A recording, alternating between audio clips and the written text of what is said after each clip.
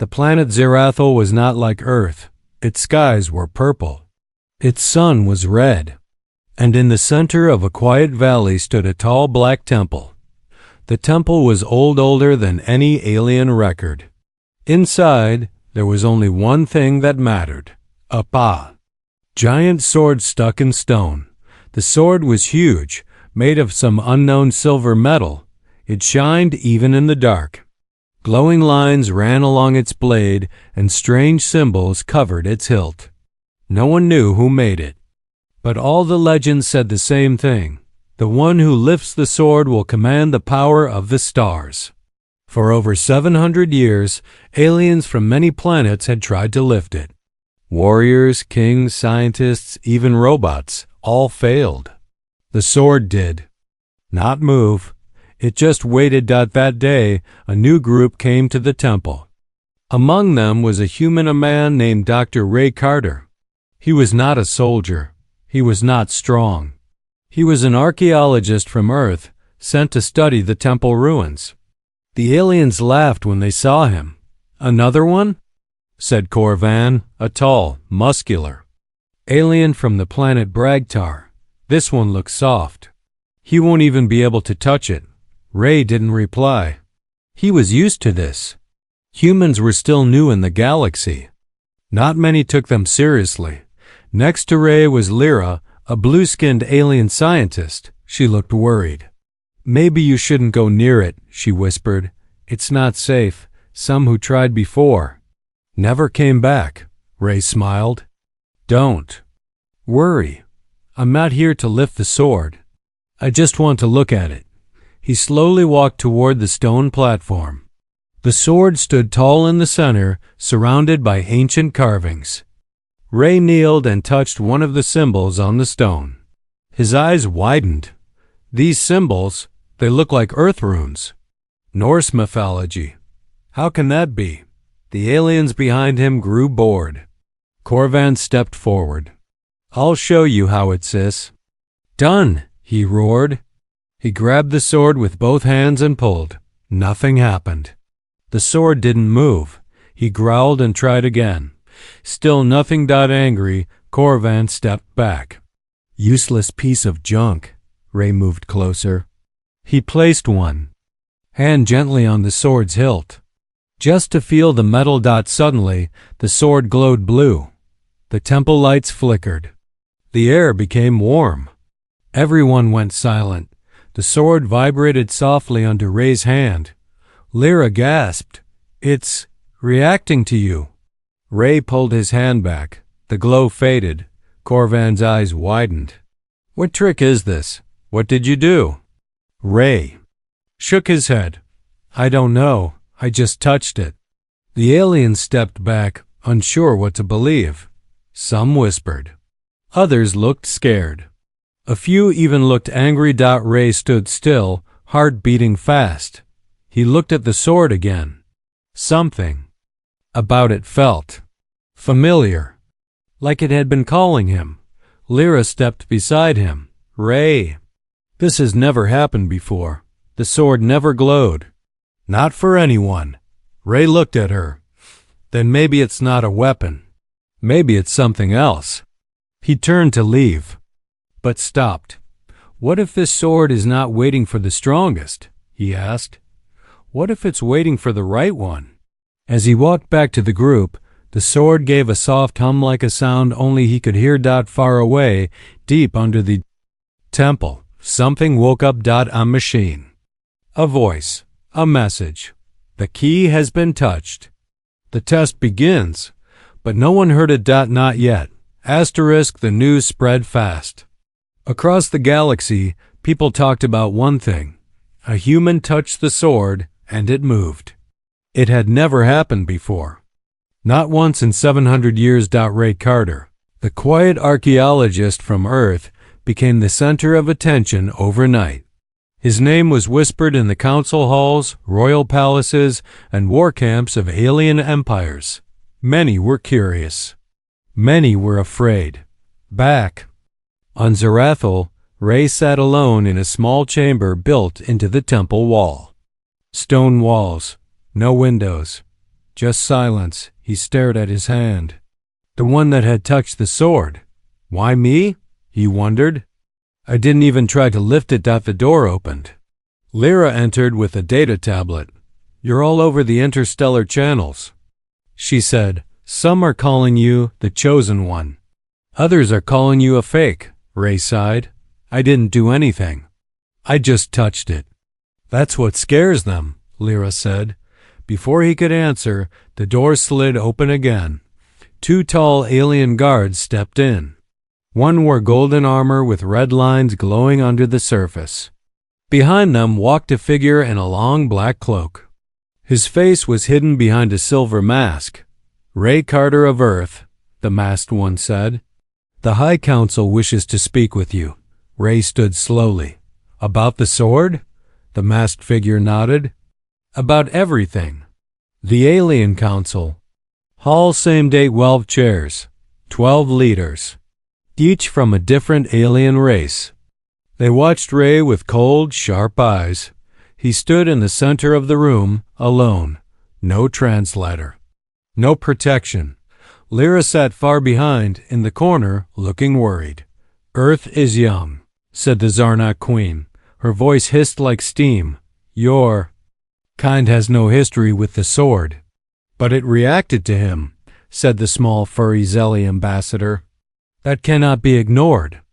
It could be a trick, said the tall metal-skinned Varnax warlord. Perhaps Earth built a weapon to mimic the glow. Ray took a breath. He spoke calmly. I didn't plan any of this. I didn't even believe the stories. But the sword reacted to me. That's the truth. One of the council members, older and quieter than the rest, leaned forward. The sword was made long ago, by beings more advanced than us. Beings who left no name, no trace. Just the blade. Some believe it's not just a weapon. It's a test. Ray looked up. A test of what? Worth, the elder said. And perhaps heart.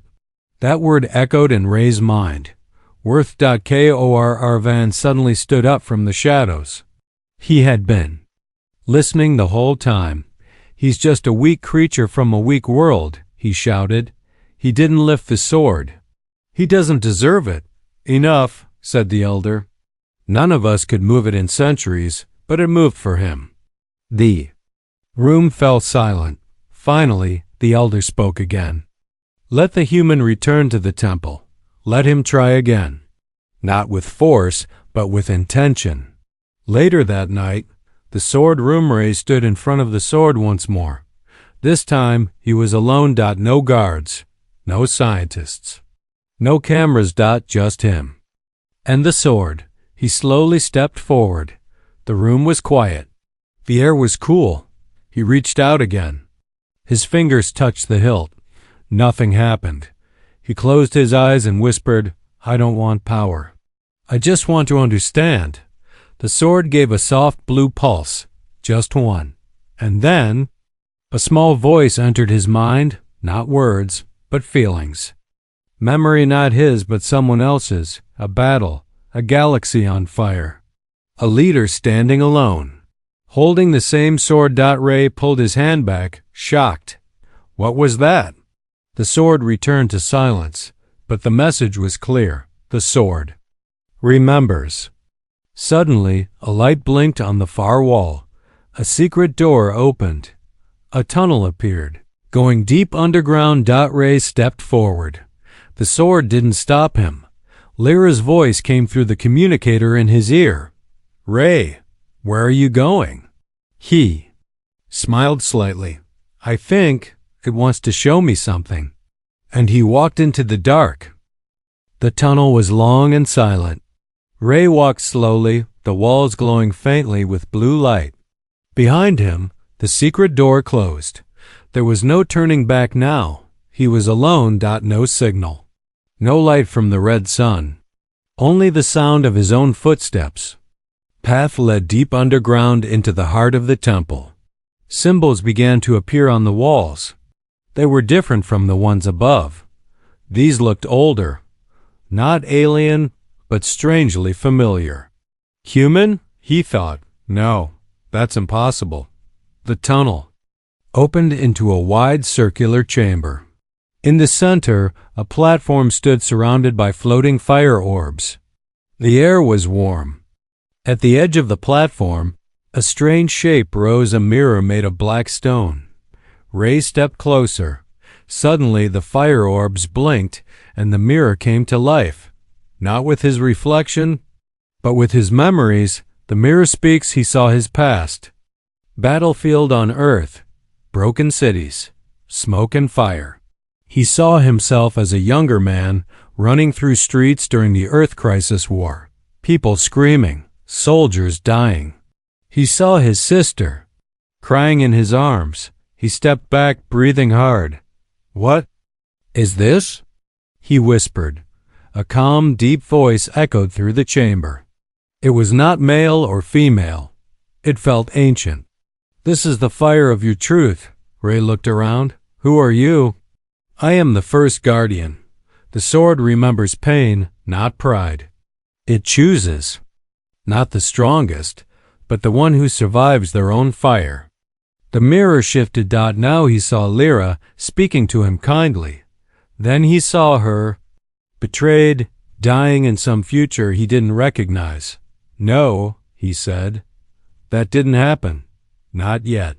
Flames surrounded the mirror now. The orbs floated higher. The heat rose. His skin began to sweat. The sword does not test your power. It tests your will. Walk through the fire or turn back. The choice is yours. Ray looked at the path ahead. Fire blocked the only way forward. Real fire. Burning. Alive. "No protection," he said aloud. "No suit. No shield." Silence. Just the flames. He closed his eyes, and then he stepped forward. The fire touched his body. It hurt. He screamed. Once, but he kept walking. Step by step. Pain wrapped around him like chains. His mind filled with doubt. "You're just a human. You don't belong here. You're weak." But something else pushed back. A memory. His sister's voice, soft and scared. "Don't leave me, Ray." His promise. "I won't." He kept walking. The flames began to change color from red to blue, then to white, then to gold. Suddenly, the pain stopped. He opened his eyes. He was on the other side. His clothes were untouched. His skin was whole. The fire had vanished, and in front of him stood a statue 10 feet tall, carved from silver stone. It looked like a human. Ray's mouth fell open. "What?" At the statue's feet was a small box. He reached down and opened it. Inside was a round object, a crystal sphere glowing softly. As he touched it, the ancient voice returned. "You have passed the test of flame. One trial remains. The sword waits for the worthy, but the galaxy hunts the unknown." The floor lit up. A new tunnel opened, but this time Ray wasn't alone. Behind him, a new light appeared. The sword, floating in the air, following him. Meanwhile, in orbit high above the planet, a warship hovered in silence.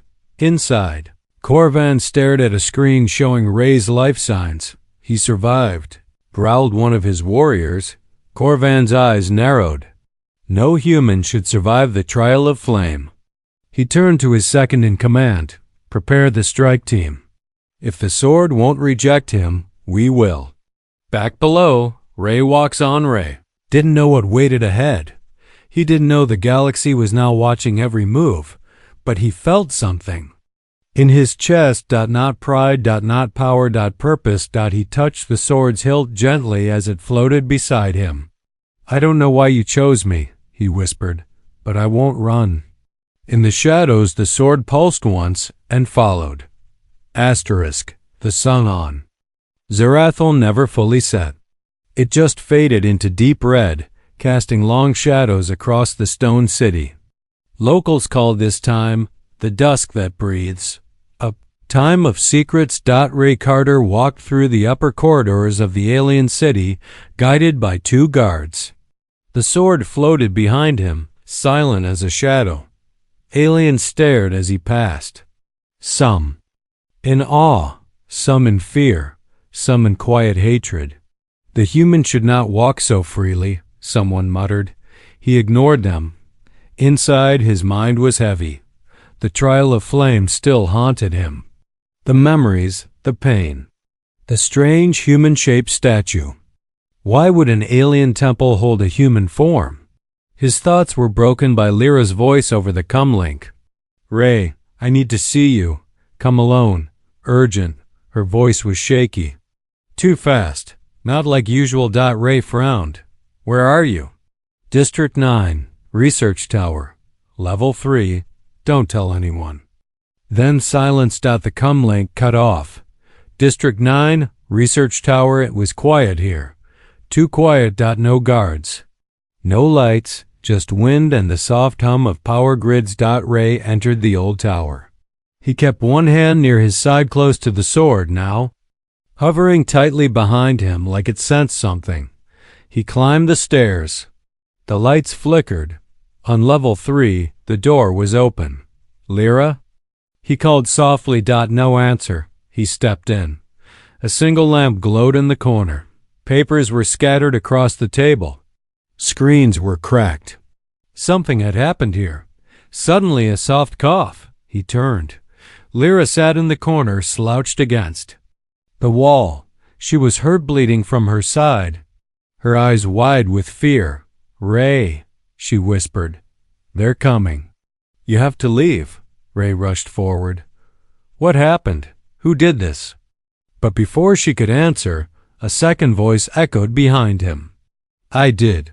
Ray turned sharply. Kora-Fan stood in the doorway, holding a plasma blade. 5 armored soldiers stepped in behind him. "Should have stayed in your little cave, human." Korvan growled. Ray stood between them and Lyra. "You don't have to do this," he said. "The sword chose me. I didn't ask for it." "That's the problem," Korvan shouted. "You don't deserve it. A weak, emotional creature from a dying planet. You're not a warrior. You're a mistake." Ray's hand reached toward the sword, but too late. A stun blast hit his side. He fell to one knee. Another hit the sword. It flickered and fell, pulsing dimly. Koazarathzum smiled. "This ends now." He raised his weapon. But suddenly Lyra screamed, "Wait!" She stood up. Barely. Ray turned his head, confused. Lyra's hand moved toward her wrist device. "I didn't want to," she said, "but I had no choice." Ray's heart sank. "No, not you." She didn't meet his eyes. Kor-Arvan grinned. She made the right choice. A scientist's loyalty is cheap when her planet is threatened. Lyra looked pained. "They said they'd destroy my world if I didn't." "Help." Ray stared at her, betrayed, hurt, silent. The sword behind him began to shake. Softly at first. Then violently. The room dimmed. The walls trembled. The air burned. One of the soldiers stepped back. "What is this?" The sword lifted from the ground on its own. Its glow turned from blue to white-hot gold. Ray stood up slowly. His eyes glowed faintly, just like the sword. "I didn't come here to fight," he said. The floor cracked under his feet. "But I'm not running anymore." With a burst of energy, the sword flew into his hand, and time slowed. The fight ray moved like lightning. One soldier flew across the room. Before he could blink, the second dropped his weapon in fear. Korvan charged, but Ray sidestepped and slammed him into the wall with a force that cracked stone. Lyra shielded her face. Stunned. Ray stood in the center, sword glowing brighter than ever. Korvan tried to crawl, but the sword hovered above him, buzzing like a living flame. But Ray stopped it. "I'm not your executioner," he said. He turned and walked toward the exit. "Let them live. Let them remember who stopped them." As he passed Lyra, he paused. She looked up at him, eyes filled with shame. "I didn't mean for this," she whispered. Ray didn't respond. He just said softly, "We all make choices." And then he was gone. Moments later, temple rooftop. Ray stood under the red sky, sword resting on his shoulder. Alarms rang in the distance. The city was in chaos. They will keep coming, he thought. The sword is more than a symbol now. It's a threat. But something else stirred in the air, a whisper, not from the sword, but from something ancient, far above. You passed the first gate. Now come to the stars. The second key waits. Ray looked up, and for the first time, the sword pointed toward the sky. The red sky above Zarathil was dark now. Not with night, but with warships. Dozens of them hovered in orbit. Some from the Zarnak warlords, some from other fearful empires. The human had survived the sword's trials. Worse, the sword had followed him. Now, they prepared for one thing, elimination. Temple grounds, just before dawn. Ray stood at the edge of the ancient platform, the sword by his side, glowing with quiet fire. He didn't sleep. He couldn't. They're going to attack, he thought. Not just me. This whole city. Lyra stood behind him, bruised, guilty. But there. I sent a message to your people, she said. Earth command. They got it. But no one's coming. Ray nodded slowly. I didn't expect them to, he said. Earth still recovering. No fleet, no power, just people. Lyra hesitated. Then what will you do? Ray turned to her, calm and certain. I'm going to give them a reason to believe. He stepped forward. The sword rose from his back and began to hum, like it sensed the air was full of eyes. Inside the sword, the awakening suddenly, something pulled Ray's mind inward. The world around him vanished. He wasn't on Zarathil anymore. He stood in a black space filled with stars, floating, silent. And in front of him appeared a woman made of light and metal. Her eyes glowed white. Her voice echoed in his mind. Welcome, Ray Carter. You are the first to connect. Ray floated closer. What are you? I am the core, the sword's memory. I was once like you, a mind inside a body. Now I am something else. Ray frowned. Are you alive? Not in your way. I am a guardian. I watched thousands try to take me by force, but I was never made for conquest. Ray asked, Then what were you made for? The core replied, To find the one who chooses to protect, not rule. The gift. The core raised her hand. You passed the flame. You passed the betrayal. Now you must carry the voice. A beam of white light touched Ray's forehead. Pain shot through his mind, but not the bad kind. It was clarity.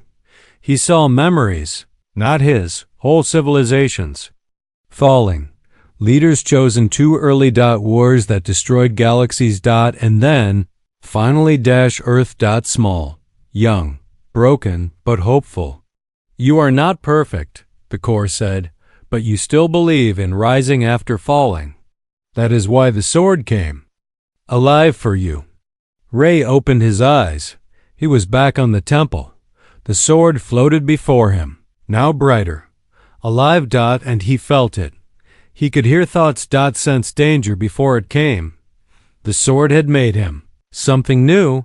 The first attack and explosion rocked the eastern tower. Smoke rose fast. Civilians screamed.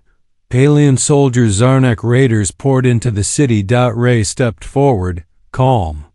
The sword shot into his hand. He raised it toward the sky, and it responded. Not with fire, but with a pulse. A shock wave. The raiders froze mid-run. Disoriented. Ray ran into battle, dodging blasts like he knew where they'd land. He wasn't guessing, was predicting. He fought not to kill, but to block, defend, push back. People watched from rooftops, eyes wide. A human was protecting them, alone. Above the planet. Council watching in a massive command ship above. Alien leaders stared at the screen in silence. He's not using the sword as a weapon. One whispered, He's leading, another said. A third, older voice murmured, He is not what we feared. He is what we forgot. Later that night, The fire's cool ray sat alone at the edge of the temple. The city had survived for now. Children brought him food. Some aliens bowed. Others just stared in quiet respect. Lyra sat beside him. "They've started calling you something," she said. "The Star Warden." Ray shook his head with a half-smile. "That sounds ridiculous." "Maybe," she said. "But they sang it with hope." Ray looked at the sword lying beside him. Its glow was calm now. He whispered, "This isn't about me. It never was." And the sword pulsed once like it agreed. Final scene. In the deep black far beyond. Zarathul, in the dark void between stars, a sleeping machine opened its eyes. A massive being of metal and mind. Left behind by the ones who built the sword. It had waited for the signal. Now it heard it. The worthy has risen. And it began to move. Asterisk, the skies over Zarathul turned black, not with clouds, but with warships. Ships from 7 alien empires hovered in orbit. Massive, silent, armed. Their message was clear. The human must surrender the sword or be erased. Temple, Citadel, War Council room. Ray stood before a group of alien leaders who once mocked him. Now they look to him for answers. They say, "We have 1 hour," Lyra reported. "Either we give them the sword or they level the planet." Ray looked at the glowing blade beside him. It rested quietly, like it knew what was coming. "They're not here for the sword," he said. "They're here because I didn't kneel." The Zarnik Queen spoke. Her voice was low and cold. "They fear what you might become." Ray stepped forward. "Then let's show them I didn't come to rule. I came to protect." Hidden truth beneath the temple. That evening the sword began to hum. It pulled Ray toward the mountain's base, beneath the temple floor. There, behind walls that hadn't opened in 1,000 years, was a hidden gate. Carved with a symbol Ray recognized one he'd seen in Earth's myths. A circle within a flame. The gate opened. Beyond it, an ancient machine. Sleeping. Ray stepped inside. The sword floated into a socket. The machine came alive. Suddenly, screens lit up. Holograms flickered. He saw galaxies. Destroyed. Over and over again. Always the same pattern. A powerful weapon. A chosen leader. Followed by war. Ray fell to his knees. "This isn't a gift," he whispered. "It's a curse." The machine's voice spoke. "Until now. You are the first to refuse the path of conquest." A light moved through the room, revealing a second sword, hidden deep in the vault, dull, cracked, untouched. Another was chosen long ago, but he chose war. His sword awaits him still. Ray understood. The other is coming. The invasion begins. Explosions rocked the city. Zarnik shock troops landed in the northern districts. Plasma fire lit up the skies. Ray flew above the streets on a hovercraft, sword drawn. His movements weren't human anymore. They were guided, precise, intuitive, as if the sword saw the battle before it happened. But this time, he wasn't alone. Lyra and her rebel scientists had activated ancient defense towers long forgotten. Citizens rose up. Even children threw rocks. Ray's voice rang across the open channel. "This city stands free, not because of me, but because we stand together." The choice suddenly, a deep voice echoed across every screen, every speaker, every mind. "Ray Carter, this is your final warning. Step down, or we erase the city." A massive ship hovered above the capital, its weapon aimed. Lyra ran to Ray. "They've taken our energy core hostage. If they fire, it will trigger a chain reaction underground. Casualties?" Ray asked. She looked away. "Millions." Ray closed his eyes. "I can end this, if I go to them. If I give up the sword, maybe they'll stop." The sword pulsed violently. And in his mind, he heard the core again. "This is the moment. Not every hero fights. Some choose." Ray's decision. He walked to the highest tower. Sent a signal directly to the flagship above. "This is Ray Carter," he said. "I'm coming aboard, alone. Let the people go." Silence. Then, "Accepted." He turned to Lyra. "If I don't come back finish this, let the sword find the next." Lyra's eyes filled. "You're not just a leader, Ray. You're proof we don't have to be what they fear." Ray nodded. And walked into the light. Final scene, aboard the enemy ship. Ray stood in the command room. Alone. Facing an armored figure holding the second sword, black, cracked, twisted. Its owner stepped forward. Not an alien, not a machine, a human. Older. Scarred. Eyes hollow. "I was the first," the man said. "You don't understand. The sword doesn't choose leaders. It creates them." Ray stared at him. "You let the galaxy burn. And you came to stop me." Their swords began to glow. One gold, one black. The room pulsed with heat and tension. "This isn't a battle," Ray said. "This is a test. For both of us." And the swords clashed. The chamber aboard the warship was wide, cold, and dark, designed like a throne room. Ray stood across from the first sword bearer. The man was older, scarred, worn by centuries of battle. His sword was blackened, chipped, but still alive with dark energy. Ray's own sword floated beside him. Its gold light was soft but steady. It pulsed with each breath like a heartbeat. "You're human," Ray said. "I was," the man replied. "But the sword changed me, just like it's changing you." Ray took a step forward. "You started this, all of it." The man's face twisted. "Not in anger, but in pain. I ended wars. I brought peace. For a time. But peace never lasts. The sword gives power, and power calls enemies." "You became one," Ray said. "Two swords, one history." The black sword began to glow. Angry, heavy.